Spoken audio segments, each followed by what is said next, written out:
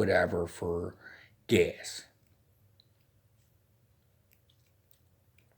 So, yeah, I got kicked out of school like end of January, first grade, and I just went on my way and shit. And like I'm a self-educated man. I didn't need school. I went to the library. My whole day was like I got up in the morning at like I didn't even really sleep and shit. I just kind of laid there and just rested and shit. And I just got up when I knew it was like time to get up, go take care of my friends, and then go paint somebody's room and shit. And then like by the time it was like 2 in the afternoon, I would go out to the swamp where all my dog friends were, where I built all these dome forts for my dog friends and possum friends, skunk friends, and all my friends out there in the swamp and shit. And yeah, I'd hang out when we'd run around the field, play bump and run and shit. And sometimes we would run in the town just to run through town and shit. Like I ran like a dog and shit. So yeah, of course, like 5 o'clock was 5 o'clock and shit. And then I always had clothes. The you know I always had like I had 7 days worth of clothes a week. My mama, Joanne Lumley, just bought clothes for. I gave her like money to just buy me clothes. So I always had fresh clothes. Every day when I came back from getting beat up, raped, and whipped with a fucking belt by like 15 grown ass men and shit. So yeah. And then my mama, Anne Marie Martin, would always pick me up to come clean her house, and she would like let me take a bath, and like, you know, she would trim my hair, and like, she kept me looking presentable and shit. So yeah, and then my sisters, you know, Michelle Pfeiffer, and you know,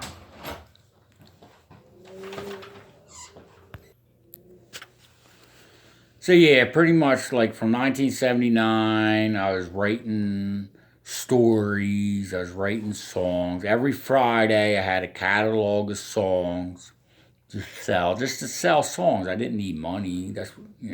Every song was $20. If I came up with an album, it was $100 for the album. If it was a male band that wanted the album or wanted the song, it was a spit on the hand. We smacked each other's hands, and then we beat the crap out of each other. That's how we did business and shit. And then for the women, though, I wrote songs for a lot of women. I wrote songs for the Go Go's. I wrote songs for the Bengals. I wrote songs for Bananarama. I wrote songs for Laura Branigan. I wrote songs for Dolly Parton. I wrote songs, for Emma Harris and Linda Ronstadt. And everybody liked my songs, so they bought them and shit. For the women, though, I didn't have them beat me up or not. I just like, I like, that was another job I used to do. Like after, 5 o'clock, like I guess around 7 or so, like the women in town that liked me and shit, they would come to my fort. Like they knew how to negotiate the trail to not get shocked by my lightning bolts and shit. So the women used to hang out in my fort like 5 days a week, and I would like give them foot massages and like put nail polish on their nails, and we just talk, and they paid me like it was like I'm a Christian person. I believe in Christian values going all the way back to my childhood, and Jesus was a servant to the world, and how he established himself as a servant to the world. He went around washing people's feet. So I had no problem washing these women's feet, and they liked it. And I knew how to massage feet, and they would bring their, you know, files for like chipping off the nails or whatever, and like their gloss coat or whatever they wanted to put nail polish on their feet or whatever. There was always like probably like 10 women. I never charged. They wanted to give me money. I said, I had to make a rule. I said, I can only take $5 a foot because there's 5 toes. So it'd be $5 a foot maximum if you wanted to make a donation. I don't really want your money and shit. But hey, if you want to make a donation, $10, I guess, So yeah, I had like 5 days a week at like 7 o'clock at night till like 10 or 11. All these women in my older women, like adult women that were cool and shit. And yeah, I would like massage their feet, wash their feet, and plus their personalities and their stories and shit helped me like be inspired to write more stories and write poems and songs and then there were like all my sisters too. They would like show up too and shit. Sharon Osbourne is one of my sisters. Michelle Pfeiffer. Uh, I can't name them all shit right now shit, but yeah, a lot of actresses are really my sisters and shit. And so yeah, it was kind of like my life. Even like I solved the nuclear proliferation problem in 1982. I was 10 years old and shit. And like everybody was proud of me and shit. They were happy. I didn't want money or be famous or be notarized for it. It's just something that needed to be done, period and shit. So, in like 1982 and like, I guess the late spring, I was doing my thing, and it was a gangster town. Gangsters came to Elmer to be gangsters, be trash, like assholes and shit. Yeah. I ain't gonna go into all the gangsters that used to come there. Of course, Elmer is on Route 40 on the way to Atlantic City. That's where everybody goes when they drive down Route 40. They're going to Atlantic City and shit. So I'm like, I come back, like from hanging out with my dog friends out in the swamp and shit, and we're all running around, and then like I'm going back to my fort, and I cross Main Street, and there's these two goons dressed as gangsters and shit. They say, "Hey boy, come here." Right there, they pissed me off, and I was already like 10 feet, walked past them. And I just looked at it and I said, I don't want, I said something like, I have things to do, I'm on my way, I don't want to be bothered and shit. That's what I said to these guys. I said, I got things to do, I'm on my way. I never seen them before, whatever. I didn't want to talk to them, I didn't want nothing to do with them. They're just another couple of gangsters. So the one gangster came up and grabbed my arm and pulled me over to them. He said, "We're here from President Ronald Reagan.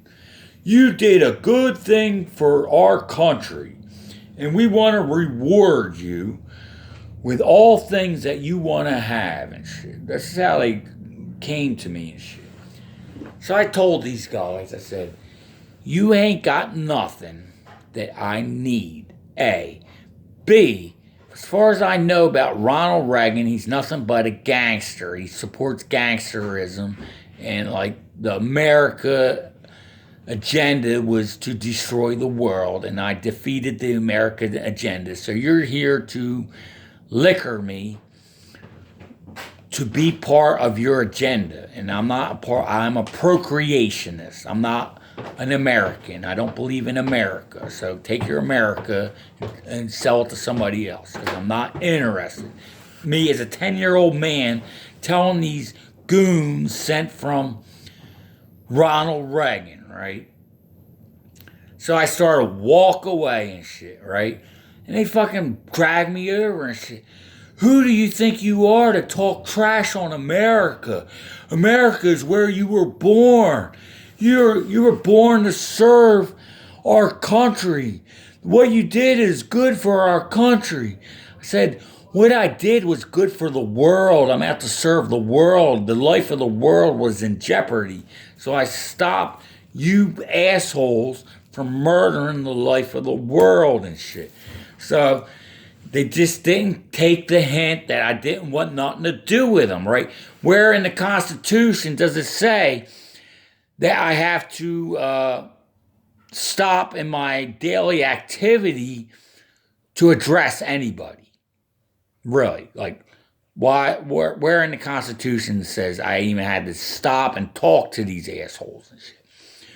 Of course, the one asshole pulls out $1 and says, "What's that say on the back of that dollar?" Right? Yeah, of course it says United States of America, whatever.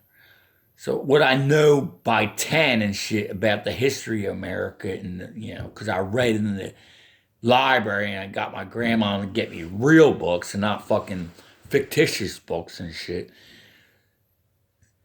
So I said to the guys, I said, to use, it says the United States of America.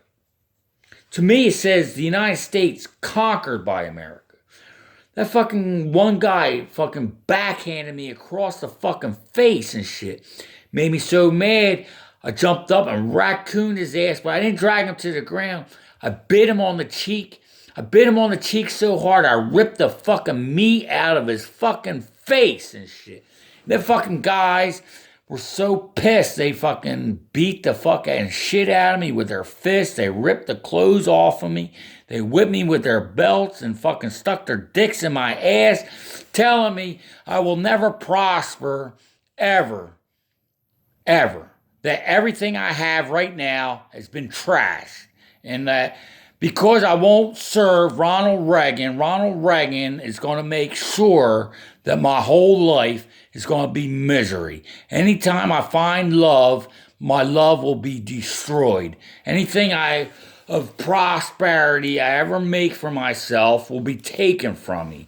Anything that I am, by the time I am dead, will be wiped from the face of the earth into nothingness and shit. This is what these assholes were saying to me when they were beating the shit out of me, whipping me with their belt and sticking their dicks in my fucking ass right in front of Dodge's Market, right? There's people there watching and shit. There's cars driving by. Main Street, Route 40 is a fucking interstate highway and shit. There's people watching and shit. Elmer, gangster town. That's all I gotta say. Yeah, I walked away, all fucked up, went back to my fort, got clothes, and, went on my business and shit. And that shit did not go away at all. The whole town, as mad and fucking as indignant, and all them teachers. I wasn't even in school in 82. I was like third grade and shit. I wasn't even in Elmer School. I was in St. Rose's, which I had the same problems with the third grade teacher and shit. My second grade teacher, I only had 2 marking periods, third and fourth marking periods. Sister Joanna, she was cool as hell.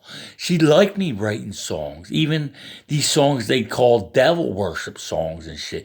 She liked it because it wasn't really devil worship. It was just stories, and like Christian faith could like take from them stories or whatever, And like at that point in time when I was in second grade, I wrote the number of the beast and shit, She liked the number of the beast. The first song Sister Joanna heard me play on her guitar when I was entered in second grade. I sang, "Hallowed be thy name" and shit. And she fucking loved it and shit. And me and Sister Joanna, we were cool as hell and shit. So, I had to stay like 2 days after the class let out to take a test to say that I completed second grade because I didn't have no markings for the first two quarters or whatever, marking periods. So I had to take a test and shit to establish that I knew the second grade material. But Sister Judith Ann, she was the principal. She fucking hated me and shit. She called me the devil's son and all this. Had me like standing, like tried to make me stand in a corner and shit. Put me down like in other classes and shit because I was too much of an influence on my second grade class with my poetry and my song. But Sister Joanna loved me and shit. She never had no problem with me and shit. She liked my writing and shit, my stories. I had no problems uh, letting Sister Joanna look at my stories or my music. I knew she wasn't going to steal from me or try to, like, be bad to me at all and shit. I love Sister Joanna and shit. And as far as Mrs. Walsh, and like Mrs. Branch, she kind of was like, on my side, but she could only handle so much. That was my fourth grade teacher. And then I had Mrs. Walsh again in fifth grade or whatever. So that's a whole nother thing. But in 1982, it was just bad right after that. Like, they went and shot my dogs like the next week. All my friends out in the swamp. They just went out there and just shot them. And it hurt so bad. Fucking. It took a giant piece of calcite in one hand, like a fistful of calcite rock, one piece of rock. I took a fist-sized chunk of quartz. I went up into my room in my parents' house. I didn't care about my mother, and my father was not even around. So, I took my father, when he did come around, he drank Miller High Life 7-ounce bottles and shit. So I had like a cardboard thing where the beer bottles sat on top of it and shit. And I just smacked them rocks together. I just kept smacking them together right in my room. And my mother was like, yeah, I ain't making noise.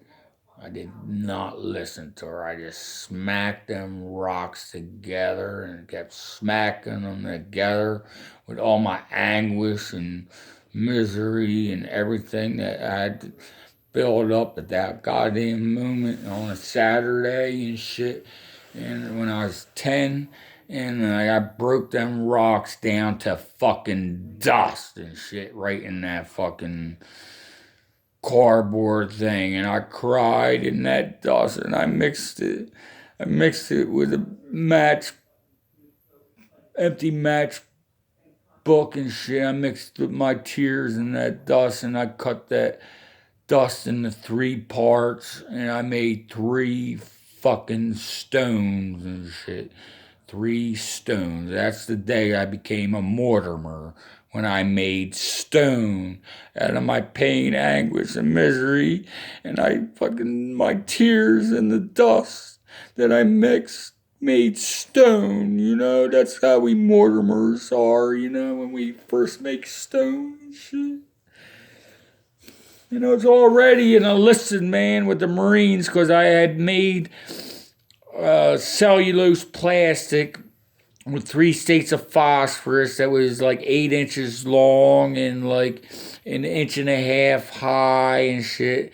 And you could see 7 miles away, and you could look through walls and see what was behind the walls by shadow, or if there was any life, the heat of the life would show what the life was. And when you look through the plastic 7 miles away, all the life inside the plastic, the heat signature showed exactly what the life was. And I gave it to the Treasury. I gave it to the Marines and my 3 Marine friends in town and shit. Showed them how to make it. So that's, at 9 years old, I was made an enlisted man of the Marines. And then at 10, they shot my dogs, and I made stone.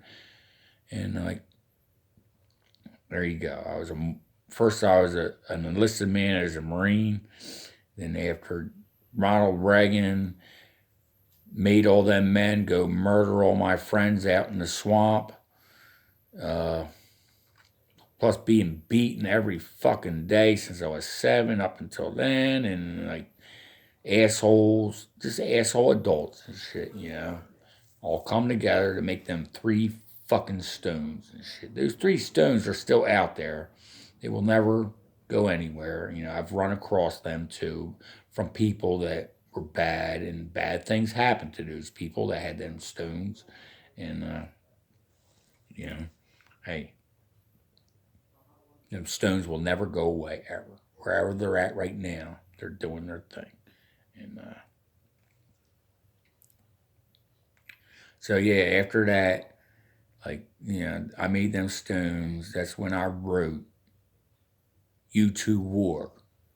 Get it? You get that? U2 War. I wrote U2 War, 1982. I wanted U2 to take war because of U2 being U2 and shit. And I played them songs when I had that catalog in like July, end of July probably. Maybe.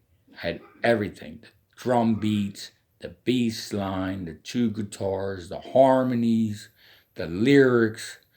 Nothing on that album, U2 War, the band U2 changed in any way except for maybe the timing because it just, the timing is just hard to understand. But, yep, I played that shit at the Apple Farm at the end of the road, the whole album, shit, with my anguish and my tears. All them people at the Apple Farm, they just knew I was a volatile fucking mess and shit as a 10-year-old man and shit. To have written that album and shit with all them songs of meaningfulness, right? Of meaningfulness. And I want you to know that last song, 40, 4 is the sign, is the numeric sign of the cross. So 4 is the cross. And then O is O. So 4 is the cross that we are owed, or 4 is the cross that is owed or has been owed, 4-0 is the cross owed. We are all owed a cross and shit. And that's why I wrote 40 and shit. And yeah, the Apple Farm people, my family, I call them my family and shit. Even George Kennedy, he was crying. Everybody was crying and shit.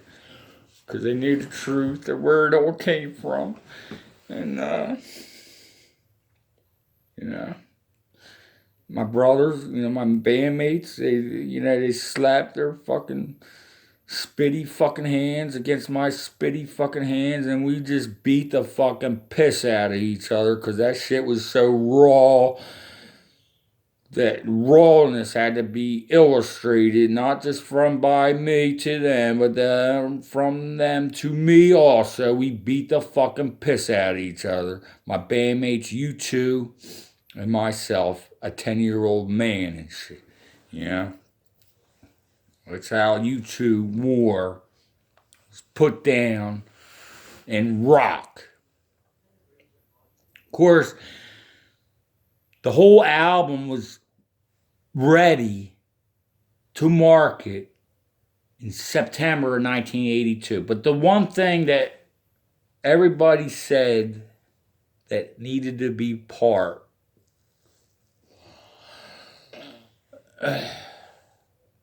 of that album was my picture on the face of that album. A picture, that had to be, my face in September was like, I had black eyes, I had welts all over me, and like, I fought every day at 5 o'clock and dragged one man down and beat his goddamn face in, and fucking I got, I told you everything already. I ain't gotta keep telling the same shit. And yeah, like in September, I was definitely not picture worthy for that album and shit. And it's when my sisters and my mother just, they just sat with me in my fort, and we made a contract. I remember that. My two mothers and my sisters and all my girlfriends in that town. They were all and my brothers, Joe Piscopo, Tom Hanks, Michael Keaton, U2, the bandmates. Sharon Osbourne. They were all there in my fort to make me sign a contract with them that, I'm allowed to go to work during the day. When I get done work, I'd have to just come back to my fort and shit. Like, and then when I come back to my fort, there's going to be people there to help me and shit. They just didn't want me getting beat up anymore. And they wanted me to heal so they could take a picture of me and shit. And mostly it was Michelle Pfeiffer. She was with me most of the time, and we talked like, we had good conversations. Me and her wrote Scarface, but the Scarface that was made wasn't what me and her wrote and shit. And that's like, I ain't gonna talk about Scarface, but she knows and I know. And she's an awesome person. And like, just being in her presence would just push all the bad things out of me. To not even know it was 5 o'clock and shit, not even know it was dark and shit. Like, we would just sit there, like, from like, pretty much, she was there September, October, November, December, January, February, and then March. March was when, they felt that the picture could be taken and shit. That's when that picture was taken, March. And if you look at that picture, on the right side, you'll see like I got freckles and shit. They're not freckles, they're scars from me being shot in the face with a 12 gauge double sided shotgun with birdshot. I still had scars from that in that picture and shit. The whiteness of my skin, they put like cake. They call it cake on. So that's why I look so white. They put cake on me, And the fat lip, my bandmate Brian, everybody knows him as Bono. He punched me right in the lip and shit. I wanted him to. It was part of the thing. It was no big deal to me that my brothers or my bandmates, we were physical people and shit. So Brian, he punched me right in the freaking lip. So that's why I got that fat lip and shit. It's a fresh fat lip. If you look at it, that's a fresh fucking fat lip. Because as soon as he punched it, and I was just sitting there with my hands behind my head, leaning up against that wrought iron fence that was like right on Main Street and shit. And they took a lot of pictures, really. I just kind of they took angle pictures and shit. And that's how that picture even came to be, is because of mostly Michelle Pfeiffer sitting with me for months, and we talked like normal people talk and shit. We had a good time. We like played word games, and we wrote Scarface, and like we wrote songs together and shit. And like, her husband David is like my brother too and shit. And like, he had trusted for me to even be with his wife and shit. And my mother's Joanne Lumley, and like, they would all come like around like 7 o'clock, and like, they would have like food and shit. And like, when my Anne Marie Martin would like come and get me to come clean her house, and like, I would take a bath, and like she would like feed me and shit. I really didn't eat meat and shit. Just ate vegetables and shit. Never liked meat really and shit. Something like, I don't know, some kind of meat kind of like happened to me in the teenage years. But yeah.